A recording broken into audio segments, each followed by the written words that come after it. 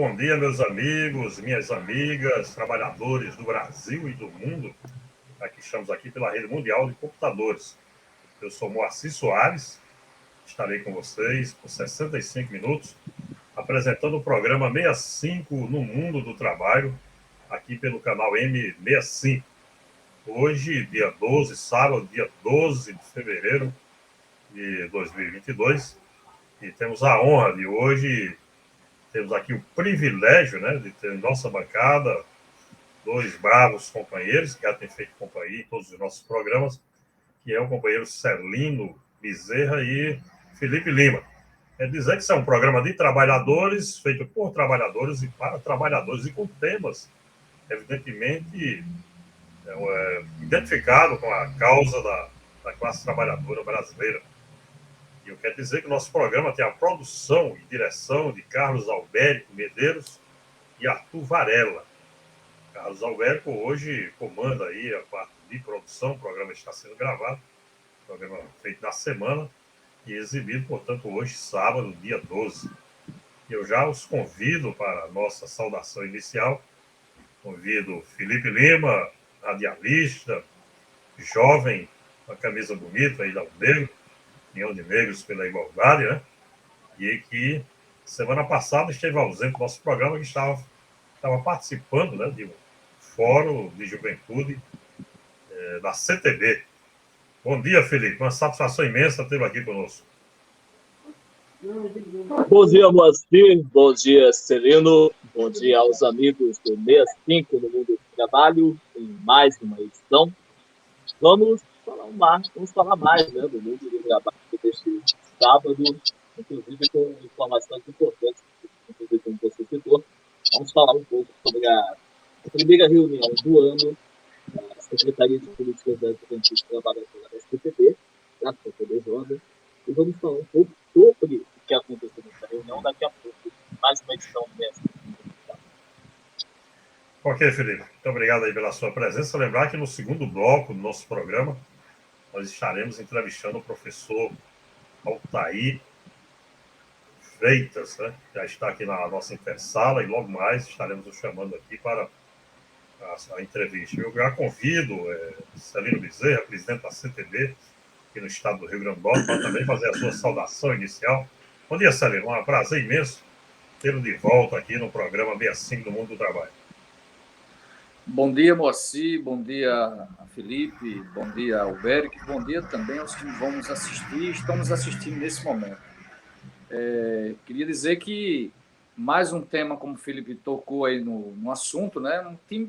Um tema sobre proletariado, sobre luta política da classe revolucionária, né? Então, na outra, a gente teve a entrevista com o escritor e também ativista do movimento sindical e dirigente da CTB, o Rogério, e agora nós vamos exatamente falar sobre a centralidade do trabalho com o professor Altair Freitas. Isso é muito salutar, porque a gente está numa sequência aí de temas muito ligados e ajuda a contribuir essa conjuntura que nós estamos inseridos. Então, vamos que vamos e toca o barco, Moacir. Muito obrigado. Vamos aqui remando, né? Tocando o barco aqui e o mar está para peixe, né? Pelo menos aqui. Tem feito boas pescarias aqui, os nossos pescadores, né? E você, boas ondas de surf, né? Isso é muito bom.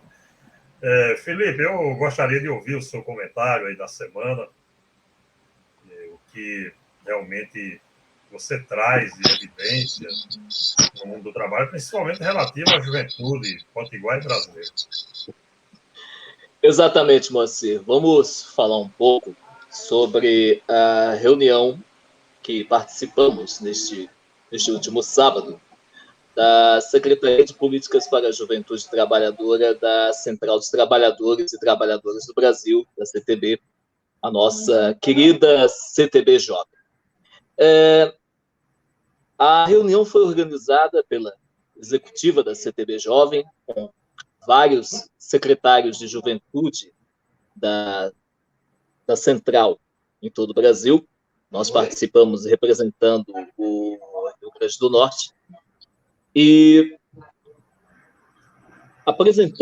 tivemos a nesta primeira reunião do ano, a questão do debate sobre o planejamento da Secretaria de Políticas para a Juventude da CTB e também o debate de conjuntura e também, como não poderia deixar de ser, também falando sobre juventude trabalhadora e a participação nas eleições de 2022, né, nesse Brasil que está sendo dirigido pelo genocida Jair Bolsonaro, e importantes atividades da CTB Jovem teremos em vários estados do país, através dos encontros estaduais de juventude que estão sendo planejados por cada secretaria estadual.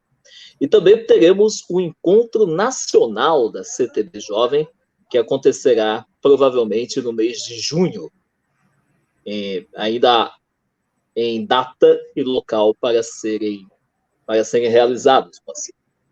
Então, e o formato, né? Ainda não. Exatamente, o formato. Tudo indica que o formato desse encontro nacional seja híbrido, né, em virtude do aumento dos casos da Covid-19, principalmente da variante Ômicron. É isso, Márcio Soares. Ok, Felipe, obrigado aí pelo seu comentário, né, inicialmente aqui no nosso programa. E eu já convido aí o companheiro Celino Bezerra, presidente da CTB, também parte integrante da nossa bancada de luxo essa, a riqueza que tem esses companheiros do ponto de vista de conteúdo, né? E eu convido Celino para também, evidentemente, fazer o seu comentário, algo que ele ache pertinente e que traga contribuição para o movimento sindical potiguar e brasileiro. É isso, Moacir. Nós temos aqui, eu acho que 3 pontos a tocar. O primeiro é que a CTB está convidando todos os movimentos sociais, em especial o sindicato, né, as federações, confederações que são filiadas à CTB, para participarmos do Fórum Social Mundial, né? Esse movimento do qual vai ser híbrido, que até então as informações que chegaram, e quem não puder também participe, se inscreve aí na página do Fórum Social, para contribuir com o debate, exatamente nessa questão, primeiro, da unidade dos trabalhadores, que a CTB é uma luta política constante nossa na base e também no conjunto das outras entidades gerais, mas também com uma luta, né, cotidiana dessa conjuntura da luta política do Fora Bolsonaro. E aí, evidentemente, o debate se dá nesse sentido, com a perspectiva de construirmos aí a nova Conclave. Mas não quero falar dela agora, porque a Conclave tem um fundamento maior. A gente deveria, inclusive, depois fazer uma temática sobre especificamente a Conclave, porque aí é uma plataforma de discussão geral, né? Diria, como é que vai ser o próximo governo que vai propor o novo salário mínimo? Como é que vai ser esse reajuste, se continua como era antes, e qual a plataforma melhor que pode garantir vida mais condições materiais para os trabalhadores desse país, salarialmente, né?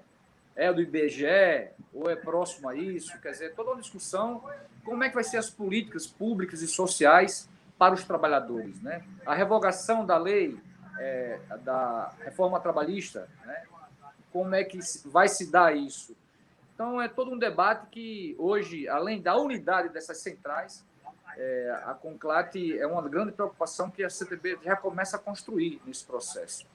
Então, queria também, já aproveitando nesse sentido, que aqui as centrais no Rio Grande do Norte estão discutindo uma primeira data dos movimentos sociais gerais, que é o 8 de março, a luta das mulheres, que a cada dia hoje aí ceifado uma vida de uma mulher. Então, esse debate ainda no movimento sindical, ele é permanente, e evidentemente que o 8 de março está sendo construído nessa perspectiva de luta política, de defesa do trabalho, defesa da vida, e por aí vai. Então, eram esses 3 pontos que a gente queria tocar, né? E a construção aqui vai ser possivelmente, na próxima reunião, definir local, hora e banner para convidar o conjunto da classe trabalhadora para participar desse dia importante, e importante de vida e de luta. É importante essa sua colocação com relação ao 8 de março. A gente pode até fazer um programa voltado tratando desse tema, né? No início de março, ou final agora de fevereiro. Vamos estudar essa possibilidade, né? Porque é um tema bastante pertinente. Tem crescido muito, infelizmente, o feminicídio no nosso Brasil afora. E há de que nos preocupar muito com esse tema. Bem, feito aí a apresentação, os comentários aí da nossa bancada, lembrar da importância de você que está nos assistindo de acessar, se inscrever no nosso canal. O nosso objetivo é, em 3 meses, aí, ultrapassarmos a casa pelo menos dos 1.000 inscritos, para que a gente tenha uma certa segurança do ponto de vista da elaboração de programas com maior potencialidade, maior qualidade aqui nesse canal, que é um canal voltado para uma grade bastante identificada com a sociedade. Eu já convido o nosso entrevistado de hoje, o professor Altair Freitas, uma honra imensa, está em São Paulo, né? Muito nos honra com a sua presença, o professor Altair, e é historiador, professor, diretor da Escola Nacional João Amazonas, secretário de organização do PCdoB do Estado de São Paulo. Muito nos honra com a sua presença, ter, evidentemente, aceitado o nosso convite de estar aqui participando do nosso programa. Um programa que começamos o ano passado, né? E já faz parte do calendário, todas as manhãs de sábado, a partir das 11 horas, o trabalhador potiguar, né, do Brasil já se conecta conosco para, evidentemente, participar do nosso debate. Tem tido uma participação efetiva e bastante significativa. Eu aproveito aqui a vinda do professor Altair, já o saúdo, né, e lhe dou um bom dia e que você seja muito bem-vindo, mesmo que virtualmente, aqui ao nosso querido estado do Rio Grande do Norte. Bom dia, professor Altair. Bom dia, Moacir. Bom dia, Felipe. Bom dia, Celino. Uma satisfação, internautas, trabalhadores e trabalhadoras que estão assistindo aqui o programa. Agradeço o convite, é uma satisfação, né? Essa é uma iniciativa importante envolvendo o debate das ideias, né? Um debate, aquilo que a gente chama de luta de ideias, no sentido do esclarecimento, da conscientização dos trabalhadores e trabalhadoras, dos diversos assuntos, das polêmicas. Isso é muito importante, então eu quero aqui parabenizar vocês pela iniciativa e que o programa sempre tenha um sucesso crescente. Isso é importante, né? A gente estamos, como bem diz, aí ali navegando. Os mares um pouco revoltos, né? Mas a gente vai tentando, com o mínimo que a gente tem aqui, de fazer o máximo. Isso é que é importante, é com pouco a gente fazer muito, né?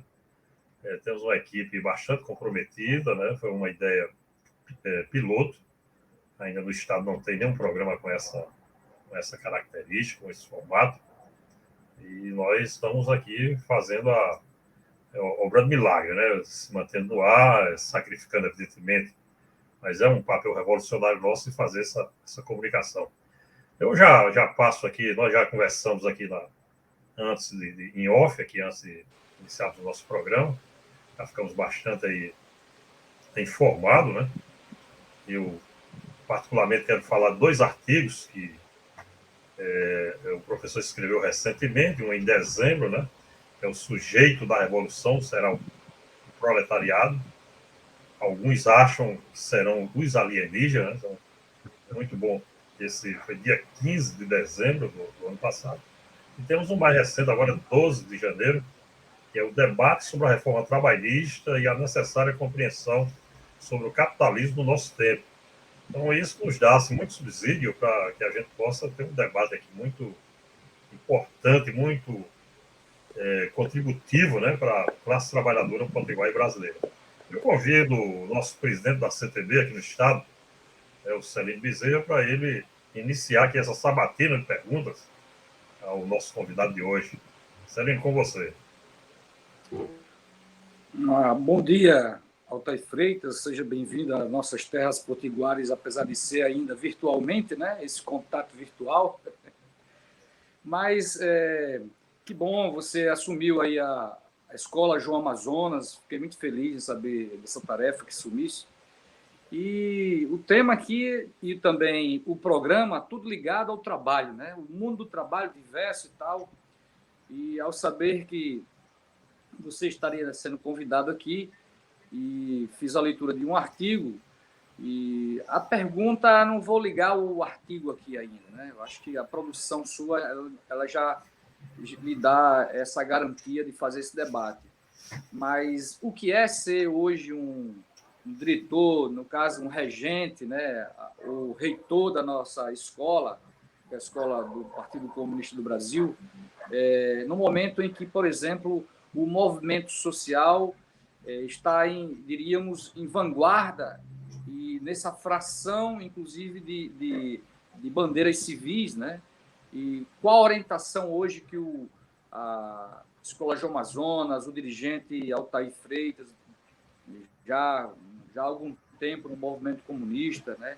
E também nas didáticas de sala de aula, com toda essa sua experiência, qual a orientação que é dada hoje para que o dirigente, aliás, eu diria, um ativista, né, do movimento sindical ou ativista da juventude, como se portar nessa tática adversa dos movimentos sociais para dar centralidade ao trabalho? De que forma, qual o conteúdo, qual a didática, qual a tática, a essência que um militante, né, e que uma pessoa que quer conhecer o marxismo poderia contribuir e também vencer para dar centralidade à temática do trabalho?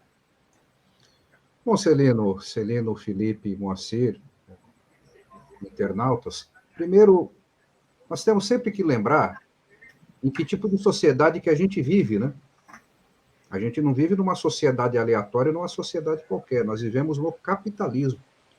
O capitalismo é o sistema econômico, social predominante no mundo, neste momento em que a gente está conversando aqui, e já faz isso há mais de 200 anos. E é preciso sempre resgatar, portanto, a essência do capitalismo. O capitalismo é um sistema que vive de produção de mercadorias, mercadorias materiais e mercadorias imateriais, né? Mercadoria material, a gente tem toda uma indústria cultural que produz pensamento, produz ideologia, em defesa da sobrevivência do capitalismo, né? Mas indo para a essência, um sistema que produz mercadorias palpáveis, concretas, tudo isso que a gente está vendo ao nosso redor, nós compramos, né? Nossos equipamentos, os livros que estão atrás de mim, etc., a nossa roupa, mercadoria. E para a produção de mercadorias, o capitalismo ele precisa de um elemento essencial, que é a produção de capital, ou seja, na tradução mais fácil de compreender, o capitalismo precisa produzir lucro, muito lucro. E esse lucro e esse capital que é obtido através do processo de produção, ele é conseguido através de uma brutal exploração sobre a força de trabalho. Ora, então, portanto, sendo esta a essência, a razão de ser do capitalismo e dos capitalistas, que o objetivo do capitalista sempre é a busca pelo lucro máximo, qualquer luta nossa, qualquer, luta por moradia, luta por asfalto, luta por saúde, por educação, as lutas por igualdade de gênero, por igualdade pelo respeito à orientação sexual, né? As lutas contra o machismo, a luta contra o racismo. A gente diz, né, o racismo é estrutural na sociedade brasileira, e é verdade, mas o racismo e o machismo são estruturais porque eles estão vinculados fundamentalmente a um processo histórico de construção de uma sociedade que vive da superexploração, da mão de obra escrava, posteriormente da mão de obra trabalhadora livre, assalariada, da exploração sobre o trabalho da mulher, dos negros, das negras, dos índios. Ou seja, nós vivemos numa sociedade na qual, Celino, a essência dela é o trabalho, é trabalhar, né? Ora, se esta é a essência da sociedade, que está vinculando aí o trabalho que é exercido por nós, trabalhadores e trabalhadoras, no nosso cotidiano, eu sou professor, né? Professor aposentado. Eu fui professor do Estado e fui professor do capital privado, de escolas particulares. Então, qualquer um de nós, na medida em que a gente trabalha, a gente está garantindo a nossa sobrevivência, mas nós estamos, acima de tudo, contribuindo para a reprodução do capital e para o desenvolvimento daquilo que a gente chama de taxa de lucro para o capitalismo. Ora, portanto, Celino, Felipe, Moacir, internautas, é fundamental que a gente compreenda que todas essas lutas que nós travamos, que nós fazemos, todas as bandeiras justas de igualdade, por mais direitos sociais, etc., elas estão conectadas de modo indissociável, inseparável desse elemento chamado capitalismo e trabalho. Ora, se isto é verdade, e se todo o sistema está estruturado em torno da exploração da força de trabalho, as lutas que nós desenvolvemos para melhorar as nossas condições de vida, para a gente ter mais equilíbrio, são lutas essencialmente contra o capital. Então, essa é uma dimensão de grande importância que nós precisamos, digamos assim, resgatar, retomar, colocar no centro da nossa análise política. Então, na minha visão, e não é só na minha visão, é a visão que a gente tem desenvolvido ao longo do tempo na Escola Nacional, porque, de fato, assumi a direção o ano passado, mas eu faço parte da equipe da Escola Nacional já há uma década. A centralidade do trabalho no desenvolvimento do nosso aspecto teórico, do nosso processo de formação, é essencial. Este tem sido sempre o centro. Qual é o problema, Celino? É que no meio de um conjunto de debate que aparece fragmentado, para setores amplos da própria sociedade, essa é uma categoria que foi ficando meio difusa, né? Parece, dá a impressão que basta eu desenvolver a luta pela minha identidade que eu estou resolvendo o meu problema, e não estou. Né? Então, esse é o sentido que a gente tem dado sempre, tendo essa questão do trabalho, a centralidade do trabalho no nosso projeto político, no nosso projeto teórico, nas nossas ações, nas nossas lutas.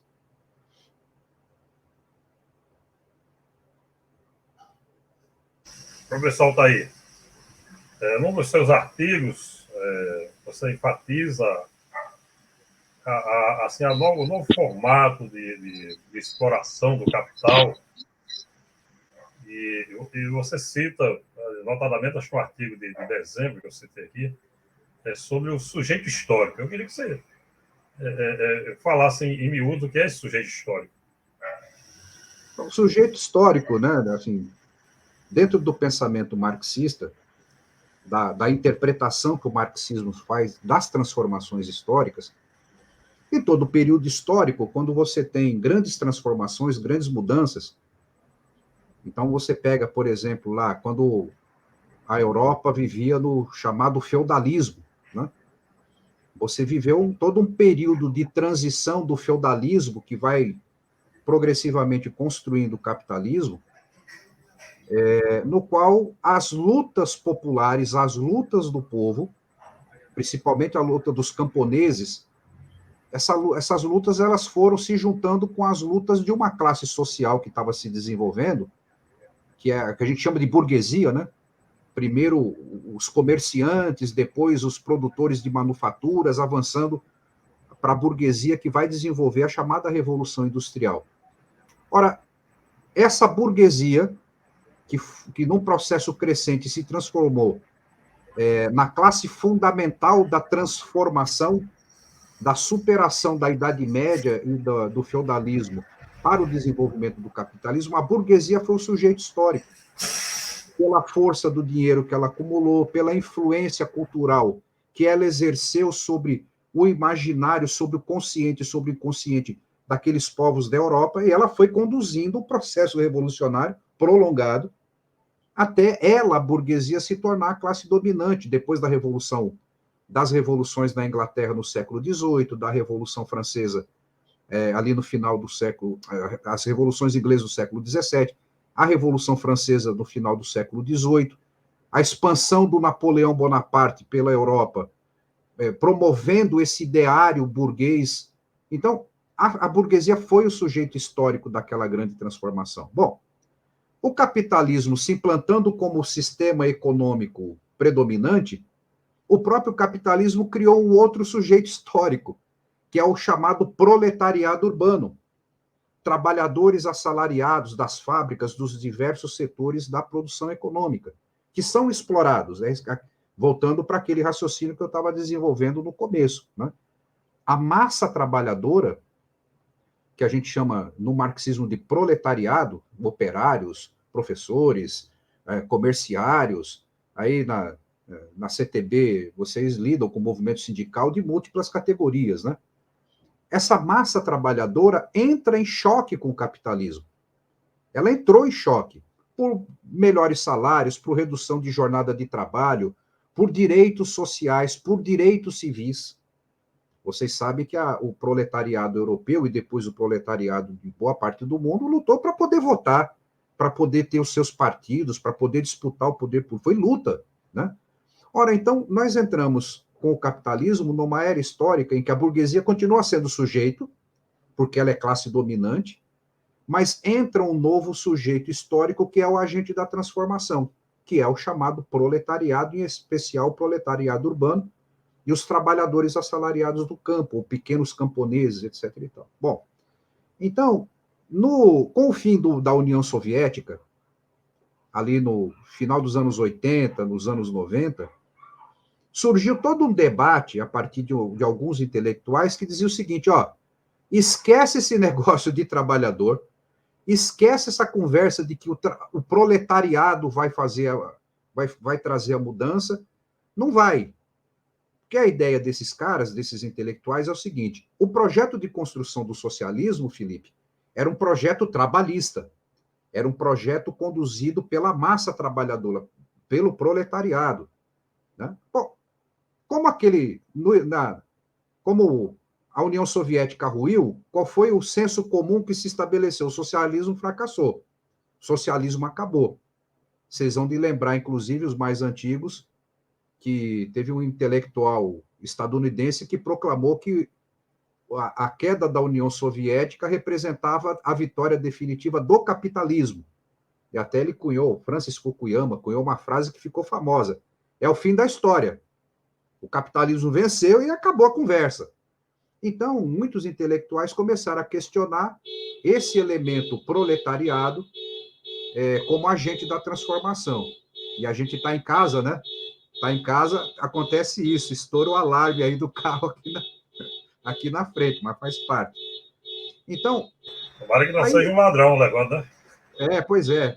Às vezes o cara encosta, é gato que pula no capô e dispara o alarme do carro. Mas vamos tentar aqui.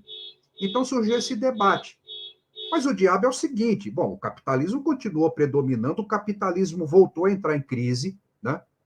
Aquele capitalismo estadunidense entrou em declínio relativo, mas em declínio. O mundo está tomando uma nova reconfiguração, multipolaridade, etc. E por trás de tudo isso está o quê? As lutas do capital contra o trabalho, ou as lutas dos trabalhadores e trabalhadoras em busca de melhores condições de vida. Então, o sentido daquele artigo é para dizer o seguinte, então, como assim o proletariado não é mais o agente histórico, né? O sujeito da história?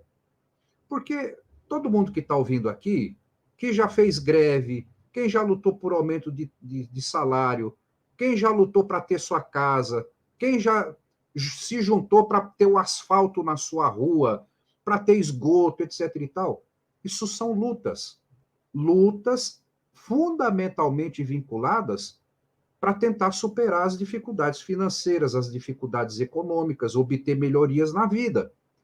E essas lutas são feitas por quem no cotidiano? Se não pelos trabalhadores e trabalhadoras. Então, são lutas pontuais, né? Então, são lutas aparentemente isoladas, desconectadas. Só que são lutas vinculadas exatamente a essa grande contradição. Nós temos um sistema capitalista que superexplora a mão de obra. A massa trabalhadora brasileira vocês sabem disso melhor do que eu, principalmente o Felipe e o Celino, que estão ligados diretamente aí ao trabalho sindical, CTB Jovem, a própria CTB, que a massa salarial brasileira, o padrão salarial brasileiro é muito baixo. A renda média do trabalhador brasileiro é profundamente baixa. É 2.000 e poucos reais, isso renda média. Renda média. Dá 2 salários mínimos. Ora, Então, essa conversa, Moacir, de que, não, acabou, né? Acabou, não, o proletariado não será mais o sujeito da transformação. É papo furado, é papo de intelectual que ficou perdido porque sofreu o impacto daquela quebra, da queda do leste europeu, do hipotético fim do socialismo, que continuou sobrevivendo, e a gente vê o que a China está desenvolvendo hoje, ao modo chinês, do jeito chinês, com as características chinesas, mas é desenvolvendo o socialismo. Então, o sentido desse artigo é a gente buscar resgatar isso. Não tem essa conversa. As lutas em defesa do trabalho são feitas pelos trabalhadores e pelas trabalhadoras. Portanto, continua como sujeito histórico da transformação. E essas lutas todas que são fragmentadas, elas precisam voltar a ser conectadas em defesa de um projeto de transformação profunda. E aqui, para ser explícito, para ser claro, nós, trabalhadores e trabalhadoras, temos que nos reorganizar em todos os sentidos, no sentido de lutar para superar o capitalismo e construir uma sociedade mais avançada, que a gente chama de socialismo. Né? Então, esse é o sentido fundamental daquelas reflexões que eu apresentei naquele artigo. Muito bem, excelente reflexão sobre a relação de capital e trabalho e mais essencial para que nós, trabalhadores, possamos nos alimentar desses conhecimentos. Eu convido o bravo Felipe Lima, essa figura radialista, né, para também participar aqui do nosso debate, fazer a sua pergunta aí ao professor Altair. E fica à vontade. Exatamente, Moacir. Bom dia, professor Altair. Sabemos que a juventude está sendo a mais prejudicada com a famigerada e maldita reforma trabalhista. A minha pergunta, professor, quais os impactos dessa tragédia que é a reforma trabalhista na juventude brasileira? Bom, Felipe, são múltiplas dimensões, né? Eu vou pegar uma dimensão mais imediata. Nós temos uma juventude que hoje ela é taxada de juventude nem estuda, nem trabalha. Isso é um pavor, é um terror, porque nós estamos falando de uma faixa da sociedade brasileira, e os dados estatísticos mostram que isso chega na casa de 12 milhões de jovens, companheiros e companheiras que estão assistindo. 12 milhões é maior, esse volume é maior do que a população de Portugal. É maior do que a população de Cuba. É maior, algumas vezes, do que a população do Uruguai. Então, nós estamos falando que dentro de um país chamado Brasil, tem uma faixa da população, e eu estou só falando, né? Nós estamos falando de jovens. Tem uma faixa da juventude brasileira que não estuda por um conjunto de fatores e não trabalha porque não tem emprego. Essa é uma primeira dimensão da tragédia que o capitalismo brasileiro vivencia. A segunda, Felipe, é que a reforma trabalhista, ou deforma trabalhista, como eu prefiro dizer, que foi implantada ali no governo Temer, e que o governo do Bolsonaro vem desenvolvendo, vem apertando o parafuso no sentido de piorar aquilo que foi produzido no governo Temer, é que a juventude brasileira acaba sendo a mais afetada, porque, primeiro, essa juventude sai das escolas e sai das universidades, quem consegue ainda fazer uma universidade, não tem emprego. Nós temos hoje um patamar de desemprego no Brasil, que é da faixa aí de 13% da população, é desempregada. E nós temos uma outra faixa da população, que a população também é na faixa aí de vários milhões, que são os desalentados. São aquelas pessoas que simplesmente desistiram de procurar emprego. E isso afeta de modo muito profundo a juventude. E nós temos um outro aspecto que é terrível, que é estrutural no desenvolvimento do capitalismo brasileiro, que é uma herança pesada da colonização, que é o racismo, e que afeta essa pobreza, né? A pobreza, a desigualdade, a exclusão social, o desemprego, o desalento, atinge de modo profundo a população a população mais pobre do Brasil, que é composta majoritariamente por negros e negras. E no Brasil, Felipe, Celino, Moacir e internautas, são assassinados, são mortos por dia no Brasil, cerca de 60 pessoas, e a grande maioria dessas pessoas que são assassinadas por dia são jovens negros. Então, repare que quando a gente olha bem esse cenário todo, Felipe, a juventude, ela é, não como classe, né? Mas é classe, porque nós estamos falando de gente excluída, de gente que vive nas periferias, desse patamar mais pobre da população brasileira, que é a grande maioria, né? Porque tem a pobreza e tem a miséria. A miséria é a exclusão total. A pobreza é você ter um padrão de renda muito baixo, que lhe permite apenas, Celino, ter o básico, mais básico necessário para você continuar sobrevivendo. Isso atinge, companheiros e companheiras, 70% da população. E o Brasil é um país que tem uma parcela muito significativa, Felipe, de jovens nessa composição da população, né?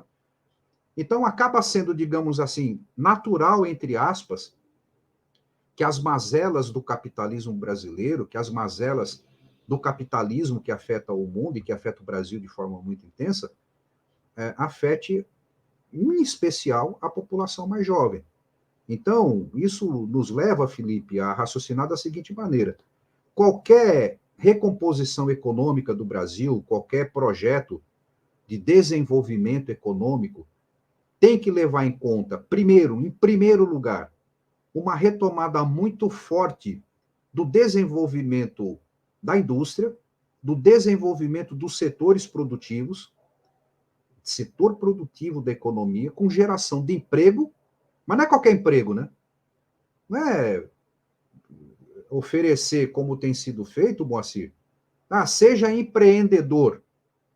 Aí o cidadão vai virar trabalhador de aplicativo, ele vai ser um empreendedor, que é essa palavra da moda, trabalhador de aplicativo.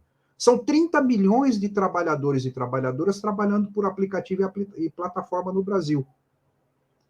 Para ter uma renda média mensal baixíssima e trabalhando jornadas extensas de trabalho, 12, 14 horas por dia, todos os dias da semana.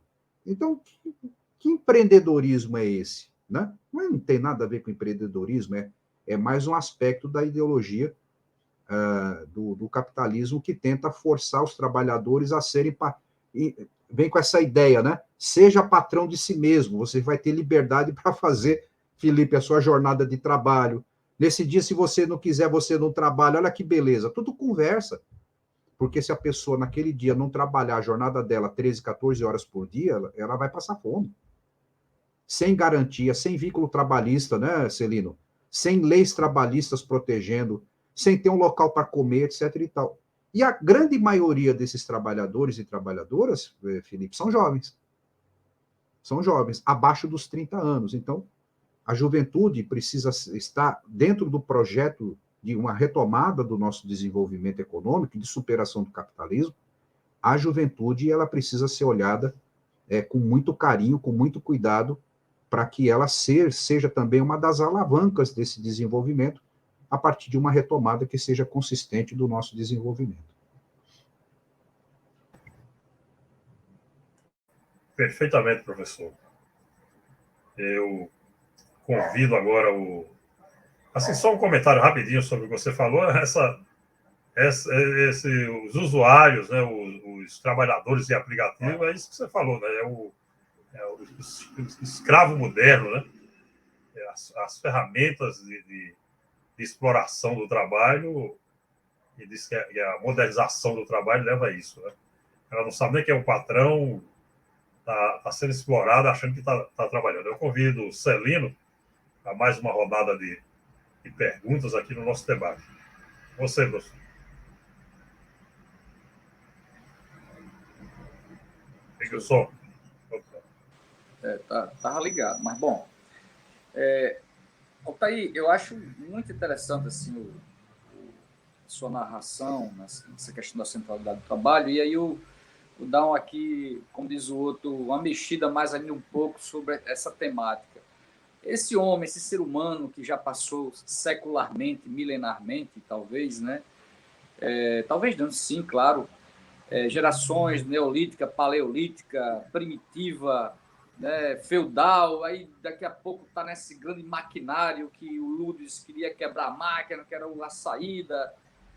Passando aqui um filme, né, sobre esse ser humano que nós chamamos até ele por lutar pela vida lá nas épocas das cavernas, porque ele já era um operário, né, ele estava ali pegando aquelas peças para fazer a comida, para matar o animal e sobreviver. Esse homem é o proletariado, né? Esse que produz, logo naquela, inicialmente se tinha no década de 80 um pensamento de que o proletariado era o cara que produzia, uma peça, né? Esse conceito já foi lidando, já é um debate sobre esse proletariado. Eu perguntaria quem é o proletariado hoje nessa reforma trabalhista e no mundo, evidentemente. Qual é a cara desse proletariado, né? E esse mesmo proletariado que, segundo o próprio Karl Marx, dizia que é ele que vive do trabalho e é ele que tem que instalar a nova sociedade de valorização do trabalho que nós chamamos de socialismo, né? Então, quem é esse proletariado hoje no conceito desse debate, inclusive que a própria Escola João Mazon deve ter, juntamente com os professores, você mesmo deve ter uma concepção de conceito, e que às vezes a gente fica meio desnorteado. Por que essa pergunta? Porque às vezes o pessoal fica muito nessa indagação. Eu aproveito nessa reforma trabalhista que você fez um artigo nesse sentido. Quem é esse, já que é a centralidade do trabalho, mas quem é esse autor do trabalho nessa atual conjuntura? Bem, eu acho que, assim, todo o debate que a gente vai fazer sobre isso, nós temos que sempre olhar para além da aparência, né? A gente tem que buscar sempre a essência dos fenômenos. Quando você olha para a aparência do fenômeno, nós temos hoje um proletariado diverso, né? Nós tivemos durante pelo menos 100 anos, 150 anos, o eixo central do proletariado era o operário fabril, né? No nosso imaginário político, era o operário do macacão azul, chão de fábrica, né, Celino? Chão de fábrica. Era o que a gente, inclusive, ainda hoje, né, no nosso linguajar, a gente chama de núcleo duro do proletariado. E vou dizer por que é o núcleo duro do proletariado. Porque, repare, se é verdade que houve uma diminuição muito grande no volume, no número de operários fabris, isso pensando em fábrica, né? Fábrica urbana, porque nós temos que levar em consideração que tem o trabalhador rural, que é o trabalhador assalariado do campo. Não confunda com o pequeno camponês, o pequeno proprietário de terra. Eu estou falando aí no Rio Grande do Norte, que é um estado que tem uma economia muito assentada também, né, na produção agrícola. Nós temos o trabalhador assalariado do campo. Mas voltando para essa questão do operariado, se é verdade que diminuiu o número de operários físicos, é verdade também que, na medida em que o capitalismo foi desenvolvendo maquinário, tecnologia, robótica, esse número de trabalhadores diminuiu, mas eles se tornaram ainda mais produtivos. A capacidade de produção do capitalismo ela aumentou muito em função do desenvolvimento tecnológico. Emprega menos mão de obra viva, mas aquela mão de obra, mesmo reduzida, produz uma barbaridade. O capitalismo não existe sem produção de mercadoria. Então, Celino, nós temos ainda, e com enorme importância estratégica na produção, o operário de fábrica, que não aparece mais genericamente como o trabalhador de macacão azul, né? Cheio de graxa, etc. e tal, com capacete, aquele imaginário que a gente tinha no passado, mas ele tem outros aspectos, né? Opera robô, opera informática, mas é um operário, né? E continua sendo esse chamado núcleo duro da produção industrial, da produção fabril e da produção de bens materiais, ou da construção civil, etc. Mas nós temos também, Celino, Moacir e Felipe, um proletariado mais difuso, mais espalhado. Então, você pega a economia brasileira, Moacir, Eu acho assim uma distorção, uma perversão. A economia brasileira hoje, o PIB brasileiro, ele está assentado, 70% do nosso PIB está assentado em serviço e comércio. Por que eu digo, Celino, que é uma perversão? A pandemia, não é que eu queira, né? É que a pandemia mostrou que uma economia, quando ela está muito assentada em comércio e serviço, no momento em que você tem que preservar a vida das pessoas, você tem que tirar as pessoas de circulação, o que mais quebrou foi serviço e comércio, né? Segundo os dados estatísticos aí da pandemia, foram milhões de micro e pequenas empresas do setor de serviço e comércio que quebraram, ou tiveram que interromper suas atividades bruscamente pela pandemia. Ora, então nós temos, Celino, esse proletariado difuso, espalhado, no pequeno comércio, 2, 3 trabalhadores aqui, 2, 3 trabalhadores. Quem anda numa rua comercial percebe isso, né? Nos centros comerciais, você vê cada loja daquela ali, pequenas lojas ou médias lojas, são 3, 4 trabalhadores ali ralando o dia inteiro. Então você tem esse proletariado difuso, disperso, e que para o movimento sindical, né, Celina, é terrível, porque você não consegue chegar, você não consegue agregar. E você tem esse dito trabalhador dos aplicativos e das plataformas, o chamado trabalhador digital, que aqui no Brasil são 35 milhões. 35 milhões hoje é por aplicativo, é iFood, é não sei o quê, nessas plataformas, diz que isso, diz que aquilo.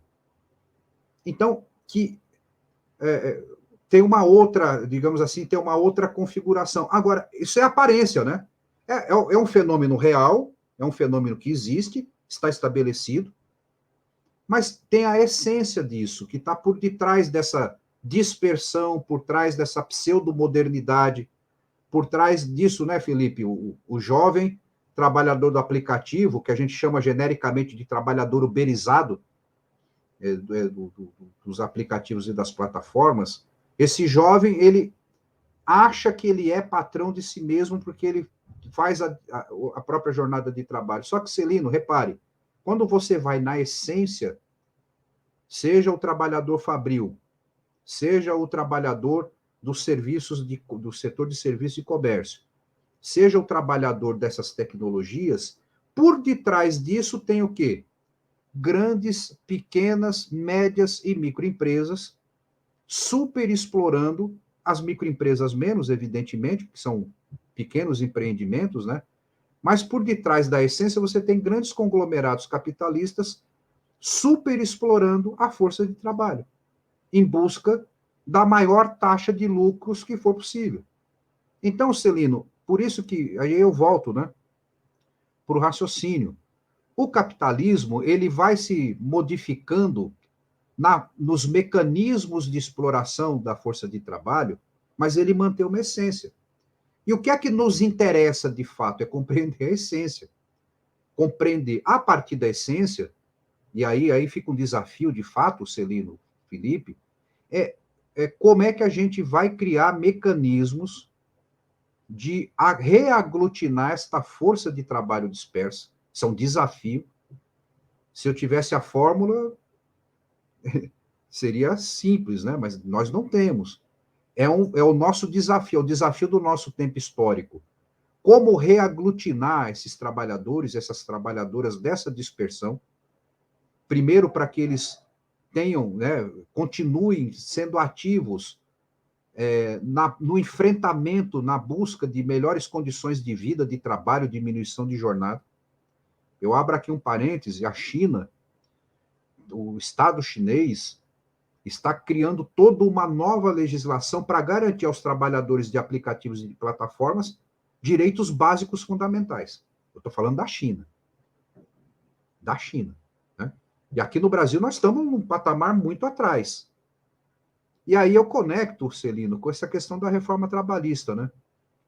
A reforma trabalhista em escala global, que não é um fenômeno brasileiro, a reforma trabalhista, ela segundo a burguesia, segundo os capitalistas, os conglomerados, é para modernizar as relações trabalhistas. Não, tem que modernizar. tem que adaptar o mundo do trabalho ao século XXI. É que, na verdade, por detrás desse discurso de modernização, se esconde um fenômeno que atinge o capitalismo nas últimas décadas, desde os anos 70. O capitalismo tem vivenciado décadas de baixa lucratividade. Ainda que você tenha modernização, etc. e tal, a lucratividade vem caindo, ou vem se mantendo em patamar muito baixo, estagnado. Isso são todos os dados estatísticos mostram isso. Ora, o capitalismo precisa ter taxas de lucros elevadas para que o capitalista possa fazer investimento em mais tecnologia, para que ele possa manter o seu padrão de vida elevado em relação aos trabalhadores, etc. Na medida em que a taxa de lucro, Celina, ela vem se mantendo em patamares baixos, aonde que essa burguesia busca fazer recomposição de taxa de lucro? Exterminando direitos sociais e direitos trabalhistas. Porque direito social, direito trabalhista, isso sai da onde? Sai, evidentemente, da taxa de lucro, seja através de impostos pagos para o Estado, que aplica esses impostos em direitos sociais, em programas sociais, e toda vez que um trabalhador, toda vez que uma categoria consegue um aumento de salário, redução de jornada, isso implica em entrar, em avançar, em comer um pedaço da taxa de lucro. Então, essa é a luta que está colocada hoje. Então, isso que aparece sob o manto de modernização das relações trabalhistas, na verdade, esconde um problema estrutural do capitalismo. A tendência, que o Marx já tinha analisado isso lá no Capital, aparece no Capital, com muita força, a lei da tendência geral à queda na taxa de lucros. É um fenômeno do qual o capitalismo não consegue se livrar. Ele não consegue se livrar da tendência à queda da taxa de lucros, mas ele busca de diversas maneiras recompor a sua taxa de lucro. E uma delas, nesse patamar que nós estamos hoje da história do mundo, é tirar, destruir direitos sociais, direitos trabalhistas, que o proletariado conseguiu décadas atrás, à custa de muita luta, de jornadas, às vezes, sangrentas, né? De confronto, de ter governos de caráter mais popular que aceleraram determinadas reformas sociais, o capitalismo tenta avançar. Então, Celino, são desafios que nós temos pela frente, né? Mas a essência continua a mesma. Isso que é o diacho do capitalismo. Na sua essência, ele continua sendo o velho sistema explorador de mão de obra, extração brutal de mais-valia e acumulação de riqueza fundamental numa pequena parcela da população. Professor Altair, nós, temos dois grandes inimigos, além do tempo, além do capitalismo, temos o tempo também, que infelizmente nós aqui que fazemos o programa é um grande inimigo. Nós vamos fazer um bloco de duas perguntas aqui e, em função do tempo, o professor já encaminha para a sua resposta e, consequentemente, suas despedidas, que para nós nos honramos muito. Eu convido o Felipe para fazer sua pergunta e, na sequência, eu faço uma pergunta e ele já responde em bloco. Exatamente, Moacir. Professor Altair, já dizia João Amazonas, parafraseando João Amazonas, que o trabalhador brasileiro, nesse período sombrio do governo Bolsonaro, vive uma encruzilhada histórica. Mas quais os próximos passos da classe trabalhadora para sairmos desse abismo que é o governo Bolsonaro, enfrentá-lo nesse período também? E claro, né, como nesse período também, eleições em que decidem ter projetos também para a classe trabalhadora. Ok. Professor Altair, diante da sua explanação, do que foi historiado aqui, eu lhe perguntaria, o socialismo continua sendo o futuro da humanidade? Muito bem. Então, tentando ser telegráfico aqui, né? Felipe, é fundamental que nós construamos um novo projeto nacional de desenvolvimento no enfrentamento com o fascismo, né? Nós precisamos remover o Bolsonaro e remover o bolsonarismo. Porque não é só derrubar o Bolsonaro, nós temos que reverter esse câncer, essa infecção que o bolsonarismo representa. Porque o bolsonarismo é o neofascismo, que não é um fenômeno só brasileiro, é um fenômeno europeu, nos Estados Unidos tem, do neofascismo, que é o fascismo, em linhas gerais, o que é? É uma força política que prega a violência, que prega a discriminação, a serviço do grande capital. É simples assim. O que o Bolsonaro faz, e o que os bolsonaristas defendem, Moacir, na prática, tudo que eles defendem, tudo aquilo que eles pregam, está a serviço do grande capital. É simples assim. Então, portanto, o bolsonarismo é uma força política que precisa ser removida, precisa ser extirpada do ponto de vista político e do ponto de vista das consciências. Porque representa os interesses desse grande capital que odeia direitos sociais, odeia direitos trabalhistas e faz uma pregação, Felipe, tosca, de que trabalhador tem direito demais. O Bolsonaro mesmo disse isso, né? Trabalhador tem que decidir se quer emprego ou se quer ter direito. Mas que emprego? Precário. O que mais avançou no Brasil no último período é emprego precário, é isso aí. Aplicativo, essas coisas. Então, nós temos que remover. E isso implica, Felipe, em construir um projeto político para este ano que envolva as mais amplas forças do que a gente chama de do campo democrático e popular, em torno de uma candidatura que tenha as melhores condições para derrotar o Bolsonaro, mas não é só derrotar o Bolsonaro, né? Não é só vencer o Bolsonaro. Nós temos que ter um campo político democrático popular que também eleja bancadas, uma grande bancada para o Congresso Nacional, que me parece que para uma parte da população, como a gente dizia antigamente, né, Moacir, caiu a ficha de que o Congresso Nacional é de enorme importância para as coisas. Então, nós precisamos construir, Felipe, Celino, Moacir, internautas, um projeto político de retomada do desenvolvimento, remoção do fascismo, retomada do crescimento econômico do Brasil, mas precisa também ter deputados, deputadas, senadores, senadoras conectados com esse projeto, fazendo parte deste movimento. O que vai pintando, de modo mais objetivo, é a construção deste campo democrático popular em torno da candidatura do Lula.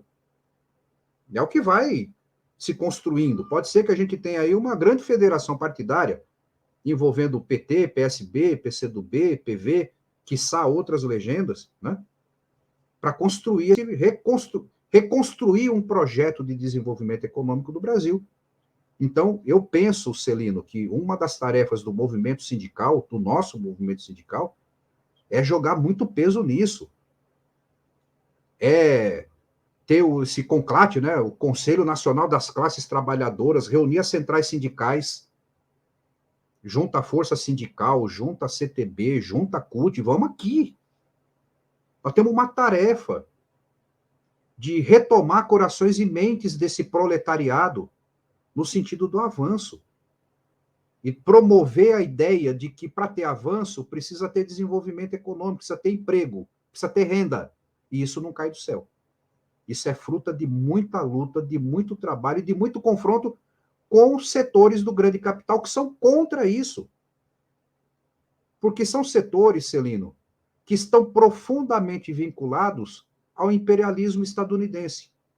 Há uma lógica que eu considero perversa, Moacir, de que a produção brasileira precisa ser exportada. Pega a carne, é um negócio insano, né? A maior parte da produção de carne no Brasil está sendo exportada, claro.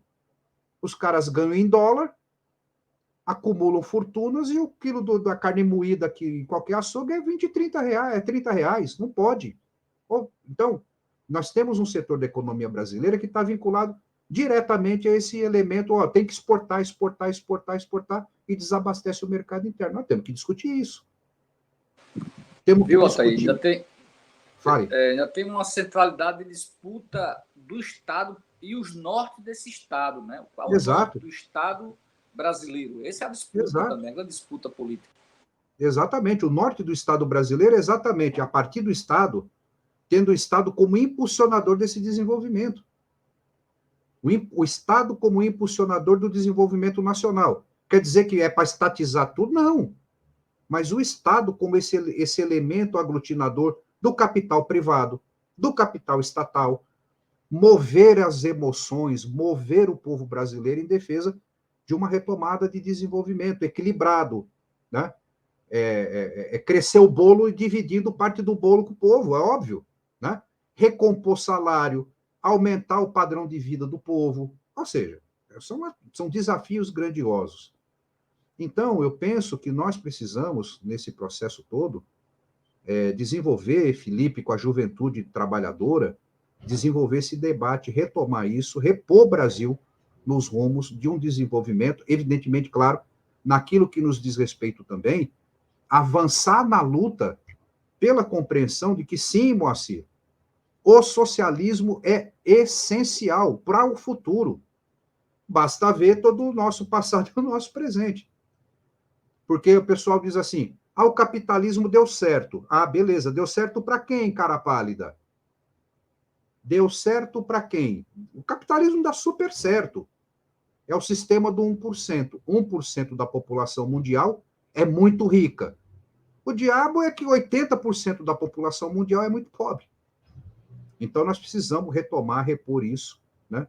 Que é um processo mais longo, um processo mais histórico, mas ter essa certeza de que o mundo só será alguma coisa melhor globalmente na medida em que a gente superar o capitalismo em cada país, em cada nação, e a gente conseguir construir um sistema social mais avançado que junte trabalho, que junte redistribuição equilibrada da riqueza que é produzida pela massa trabalhadora, e encerro com esse raciocínio.